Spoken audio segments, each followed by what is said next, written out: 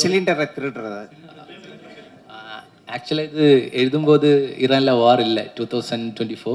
அதுக்கப்புறம் தான் இது வந்துடுச்சு. ஐ திங்க் நான் எழுதியதே பலிச்சிடுது, லைக் எழுதியது அப்படியே வந்திருக்க மாதிரி இருக்குது. ஆக்சுவலாக நான் அதை பார்த்து எழுதலை. ஆக்சுவலாக அடுத்து இந்த புத்தகம் மேட்டரில் அதை கொஞ்சம் சீரியஸாக சொல்லியிருக்கலாமே, காமெடியாக சொன்ன மாதிரி முடிஞ்சு போச்சு. புத்தகங்கள் எப்போது சிறையில் இருக்கிறவங்களுக்கு கண்டிப்பாக ஒரு மிகப்பெரிய பலமாக இருக்கும், ஆத்மா பலமாக இருக்கும். அது ஒரு நல்ல வசனங்களை வச்சு நீங்கள் சொல்லியிருக்கலாம். ஏன்னா அவர் தான் ரைட்டர் அப்படிங்கிற மாதிரி சொல்லி அவரெல்லாம் ரைட்டர் அப்படின்ற மாதிரி நீங்கள் கடைசியாக கொஞ்சம் காமெடியாக சொல்லிட்டீங்க. அது ஒரே ஒரு வருத்தம் தான் இருக்குது எனக்கு.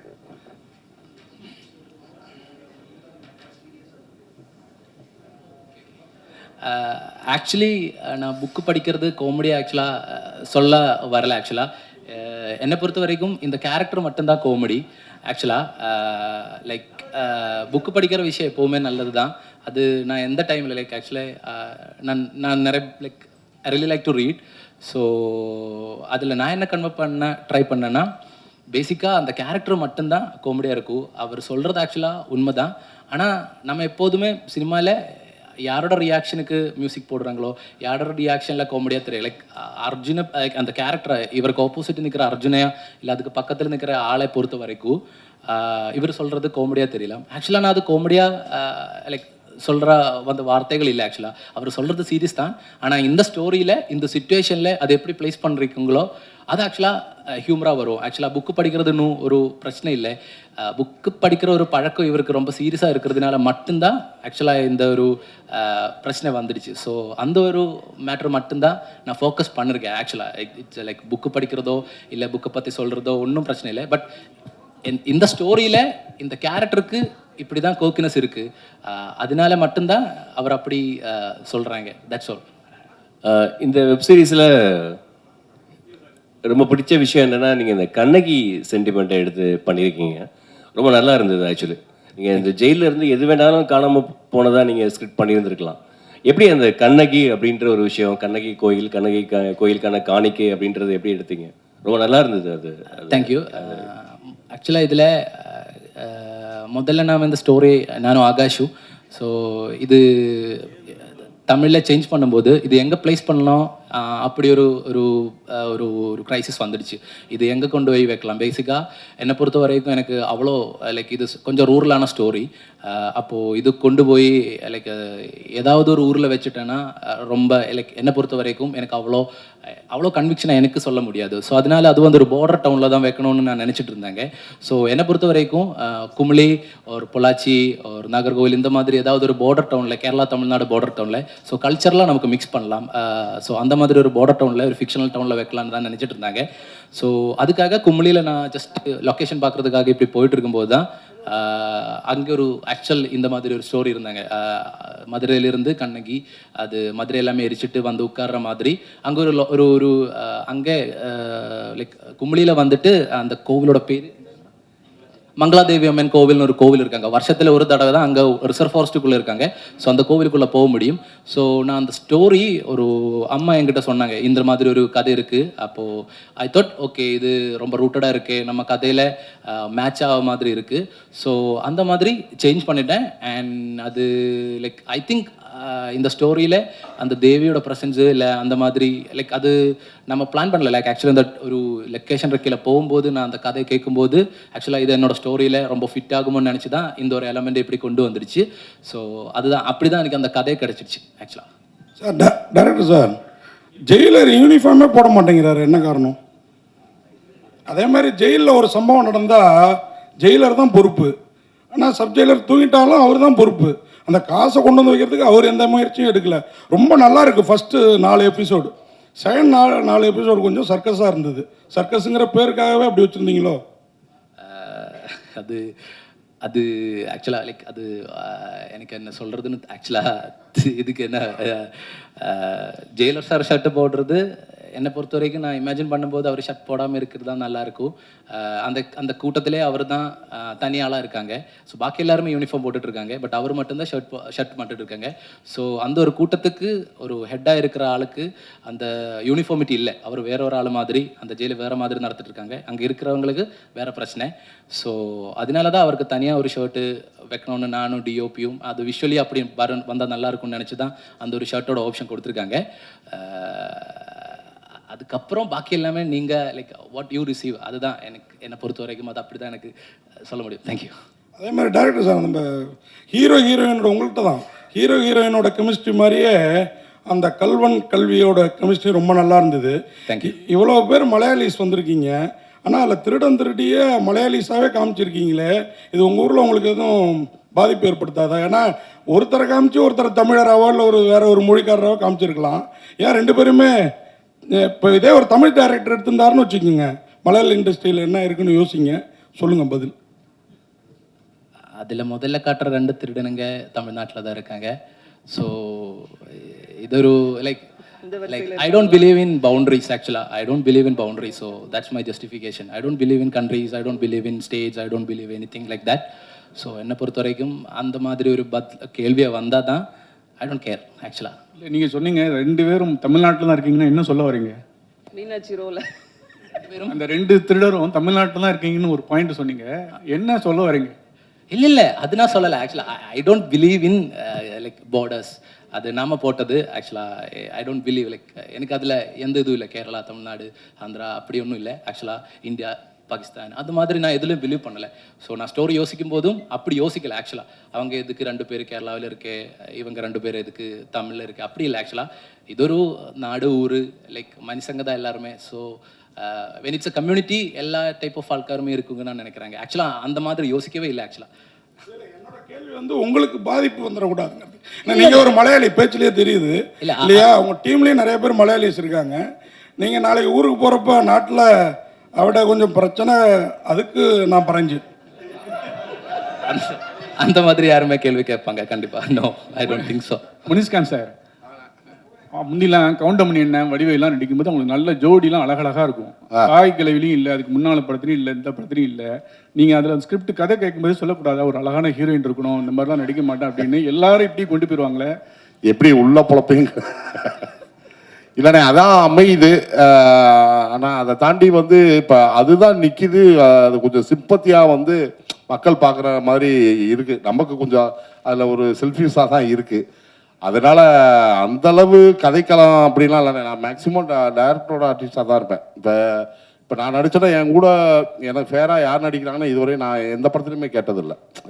மிடில் கிளாஸில் கூட கேட்டதில்லை. நான் நடிக்கும்போது அதுக்கு பிறகு அவங்களா தான் சொன்னாங்க இது மாதிரி இவங்க நடிக்கிறாங்க அப்படின்ட்டு. நான் யாராக இருந்தால் நமக்கு தேவை நடிக்கலாம், அதுதான். ஓகே கௌஷிக் சார், அப்புறம் முனிஷ்காந்த் சார், சார் அவங்க 2 பேருக்கும் தான். இப்போ வந்து ப்ரொடியூசர் கவுன்சிலில் புதுசாக ஜெயிச்சு வந்தவங்க எல்லாரும் சொல்லிட்டாங்க, ஒரு இது சொல்லியிருக்காங்க, ஓடிடிலையும் வெப்சீரிஸ்லையும் நடிக்கக்கூடாது நடிகர்கள் சொல்லிட்டு ஒரு சொல்லியிருக்காங்க. அது நடக்கும் பட்சத்தில் நீங்கள் என்ன பண்ண போகிறீங்க sir? Kaushik sir and Munishkanth. அதாவது ப்ரையர் கமிட்மெண்ட்ஸ் முதல்ல முடிச்சுட்டு அதுக்கப்புறம் ஓடிடிக்கு அவங்க வந்து டேட்ஸ் கொடுக்கலாம் அப்படின்ற மாதிரி தான் சொல்லியிருக்காங்க. நடிக்கவே கூடாது அப்படின்றது வந்து ஒரு நடிகனா எங்கே நடிக்கணும் அப்படின்னு வந்து முடிவெடுக்க வேண்டியது அந்த நடிகனோட உரிமை. அதை நம்ம தடுக்கவே முடியாது. ஆனால் அவங்க ஏற்கனவே சினிமா கமிட்மெண்ட்ஸ் இருந்தது அப்படின்னா அதை விட்டுட்டு இங்கே வரக்கூடாது, ஃபஸ்ட் ப்ரிஃபரன்ஸ் அங்கே கொடுக்கணும் அப்படின்னும் போது அதை நாங்கள் ஆதரிக்கிறோம். அது எங்களுக்கு பிரச்சனையே கிடையாது. நாங்கள் அதுக்கேற்ற மாதிரி டேட்டை வச்சு நாங்கள் எடுத்துப்போம். எப்போ நம்ம வந்து இப்போ சீரியல்னா சீரியல் ஆர்டிஸ்ட்டு, ஓடிடினா ஓடிடி ஆர்டிஸ்ட்டு, ஃபிலிம்னா ஃபிலிம் ஆர்டிஸ்ட்னு நம்ம வந்து பிரிவு பண்ணவே முடியாது. எப்படி அமீன் சொல்கிறாரோ பவுண்ட்ரிஸில் அவருக்கு நம்பிக்கை இல்லைன்னு, கலைக்கும் பவுண்ட்ரியே இருக்கக்கூடாதுன்னு தான் நான் நினைக்கிறேன். அது நான் ரொம்ப ரொம்ப நம்புகிறேன். அதனால தான். முனிஷ்காந்த் சார், என்னை விட மாட்டீங்களாண்ணே? சரி கேள்வி. அதே கொஸ்டின் தான். என்னென்னா வந்து நடிக்கக்கூடாதுன்னு சொல்லியிருக்காங்க. சரி, ஒருவேளை உங்களுக்கு வந்து ஆப்பர்ச்சுனிட்டி வந்த பிறகு சில டேட் நீங்கள் கொடுத்துட்டு இருந்தீங்கன்னா அப்போ என்ன பண்ணுவீங்க? இல்லை அது நான் மேனேஜரை கேட்டு முடிவு பண்ணிடுவேன். என்னென்னா நீங்கள் கேட்குற அளவு எனக்கு தயாரிப்பு நிறுவனமோ அந்த அளவு நான் உள்ளே போனதில்லை. எனக்கு தெரிஞ்சு நான் வந்து இதே ஒரு 10 வருஷத்துக்கு முன்னாடி ஏவிஎம் பக்கத்தில் வந்து யூனிட் 20லாம் நிற்கும், விரல விட்டு எண்ணிடலாம். இந்த ஓடிடி வெப் சீரிஸ் வந்த பிறகு நான் அதே 4 மணிக்கு தான் போனேன். அவ்வளோ வண்டி நிற்கிது, அவ்வளோ பேருக்கு வேலை இருக்குது, அவ்வளோ பேருக்கு இது இருக்குது. அதனால் வந்து இதெல்லாம் பெரியவங்க அவங்களவா பார்த்து சமரசமாக பேசி எல்லா வேலையும் நல்லா நடந்தால் சௌரியமாக இருக்குன்னு நினைக்கிறேன். அந்த மாதிரி பிரச்சனை வரும்போது நான் மேனேஜர்கிட்ட கேட்டு எது இதுவோ அதுக்கு தகுந்த மாதிரி நான் பண்ணிக்குவேன். நான் கௌஷிக் சார், அப்புறம் நீங்கள் சார் இப்போ வந்து தேட்ரு சங்கத்தில் இருக்கிறவங்க என்ன சொல்லியிருக்காங்கன்னா, ஓடிடியில் வர படங்கள் வந்து 8 வாரத்துக்கு அப்புறம் தான் ரிலீஸ் பண்ணணும் அப்படின்னு ஒரு விஷயம் சொல்லியிருக்காங்க. நீங்கள் ஜனநாயகன் படம் எடுத்துருக்கேன், இன்னும் ரிலீஸ் பண்ண முடியல. அது ரிலீஸ் ஆச்சுன்னா 8 வாரத்துக்கு அப்புறம் பண்ணுவீங்களா, இல்லை வந்து நீங்கள் போட்டு அக்ரிமெண்ட் எழுதி பண்ணுவீங்களா?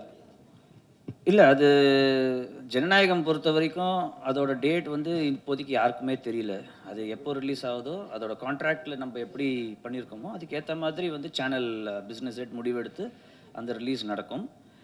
சில சமயம் பார்த்தீங்கன்னா ஒரு ஃபெஸ்டிவலுக்கு நாங்கள் தள்ளி வச்சு கூட ரிலீஸ் பண்ணுவோம். சில சமயம் பார்த்தீங்கன்னா கொஞ்சம் ப்ரீபோன் பண்ணி ப்ரொடியூசருக்கும் அவங்களுக்கும் ஒத்து போச்சு அப்படின்னா நம்ம வந்து சில நாட்களுக்கு முன்னாடியே பண்ணுவோம். 8 வாரன்றது 2 மாதம் தானே, அது பிரச்சனை கிடையாது. அது யூஸ்வலாக நம்ம பண்ணுறது வந்து தேட்டர்லேருந்து ஆல்மோஸ்ட் 3 மாதத்துக்கு அப்புறம் தான் நம்ம பண்ணுறது. அதனால் அது ப்ராப்ளம் இல்லை. கௌஷிக் சார், சோசியல் மீடியாவில் 2-3 நாளாக ஓடிட்டு இருக்கு. ஜீக்கு வந்து எக்ஸ்க்ளூசிவாக விஜய் சார் ஒரு பேட்டி கொடுத்துருக்காரு, தமிழ் புத்தாண்டுக்கு வருது அப்படின்னு. அது உண்மையா இல்லையா? எனக்கு தெரிஞ்சு இது வரைக்கும் அந்த மாதிரி பேட்டி எதுவும் நடக்கலை. அதனால் புத்தாண்டு அன்னைக்கு பார்ப்போமே, வந்ததுன்னா பார்ப்போம், வரலன்னா பார்க்க மாட்டோம், அவ்வளோதான். சார் கௌஷிக் சார், அது மாதிரி டேரக்டர்கிட்ட கேட்க வேண்டிய கேள்வி தான்.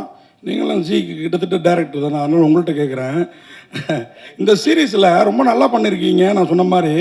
ஆனால் படத்தில் வர்றது ஒரு ப்ரைவேட் மினி பஸ் மாதிரி தெரியுது. ஆனால் அந்த ஒரு எபிசோட்லேயும் போடுறப்ப சேலம் டு மேட்டூர் பஸ்ஸே காமிக்கிறீங்களே, என்ன காரணம் அது?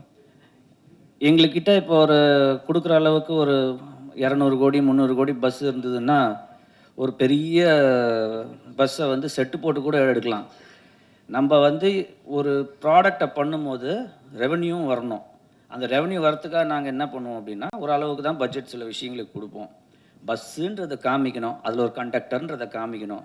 அதில் வந்து 50 சீட் இருந்தாலும் அது பஸ்ஸு தான், 60 சீட் இருந்தாலும் பஸ்ஸு தான். அதனால் நம்ம வந்து இப்போ நம்ம வல்சரவாக்கத்துலேருந்து விருகம்பாக்கத்துக்கு மினி பஸ் விடுறோம் இல்லையா, அந்த மாதிரி அந்த ஊரில் இப்போ எந்த ஊரும் நம்ம வந்து